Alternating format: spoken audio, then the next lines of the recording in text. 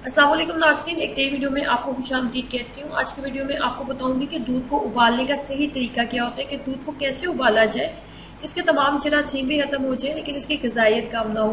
तो दूध को जैसे ही पहला उबाल आएगा तो मैं अपने हाथ में लूंगी थोड़ा सा पानी और दूध के ऊपर छींटे डालूंगी। इस तरीके से जैसे मैं उबलते हुए दूध के ऊपर पानी की छींटे डालूंगी तो दूध जो है वो 2 से 3 सेकंड के लिए नीचे बैठ जाएगा, लेकिन 2 से 3 सेकंड के बाद उसको दोबारा उबाल आएगा, जैसे आप देख रहे हो।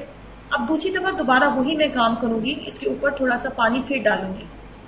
बहुत ज्यादा पानी नहीं डालना, दूध पानी की हमने चंद छींटे उसके ऊपर डालनी है, जिससे दूध 2 से 3 सेकंड के लिए नीचे बैठ जाएगा।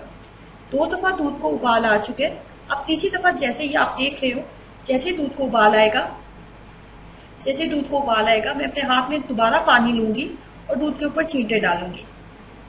ये सारा काम करते हुए मुझे बहुत ज्यादा टाइम नहीं लगा, कम से कम आप कह सकते हैं मुझे ये सारा काम करते हुए 2 से 3 मिनट लगे हैं। दूध को बहुत ज्यादा बॉयल नहीं किया जाता। जब दूध को एक उबाल आ गया तो आपने इसके ऊपर डालनी है पानी की छींटे। जैसे पानी की छींटे डालेंगे दूध नीचे बैठ जाएगा। फिर दूसरी दफा आप 2 से 3 सेकंड के बाद दूध को दोबारा उबाल आएगा, इसी तरह पानी की छींटे डाली जाएंगी।